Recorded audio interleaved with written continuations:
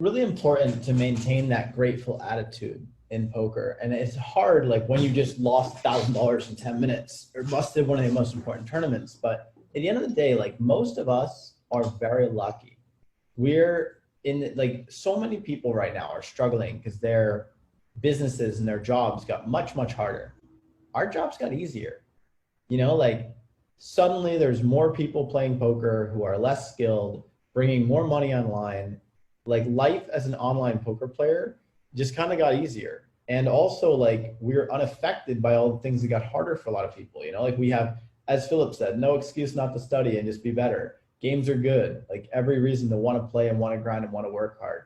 And we already are used to a remote job, working at home, like so many things that other people are suffering with right now.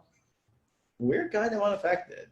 And if we can't be grateful because of that, if we have to like think, oh, like why today wasn't the best day of my poker career, it's not helpful. Like your perspective is your choice. If you learn one thing from me, I hope it's that. And at the end of the day, like, how do you want to feel when you get like a ninth place finish? Do you want to feel really bitter and really jealous and really angry and really envious and just carry that with you for a week? Because I don't. I've done that before. It didn't work out that great. Like if you have a ninth place finish, why not just take it to mean like, well, that's evidence I'm good enough to reach the final table. And if I run a bit better, play a bit better, whatever I need to do differently next time, maybe I'm going to win. And just take your deep runs that don't convert as evidence that you're doing things right, rather than taking it as evidence that like, oh, I'm never going to have a score. Because a lot of people that I've worked with and a lot of people I've known over the years, yeah, you will have a lot of nines and a lot of eights and a lot of 11s. And then eventually you might start having a lot of firsts. It takes some time. Sometimes for you, it takes longer, and sometimes that's better for you.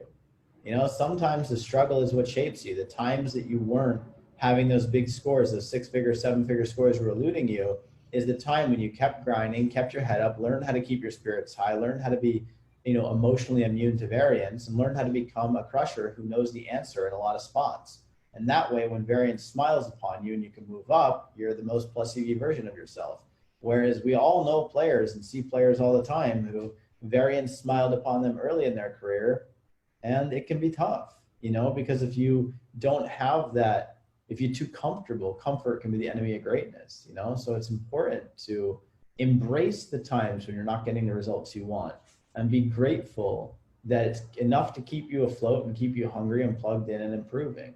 Because ultimately, that's all you need to do as a poker player, is continually improve and continually show up and execute what you know.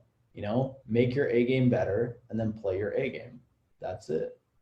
And remember to smile, because life is pretty good for a poker player right now.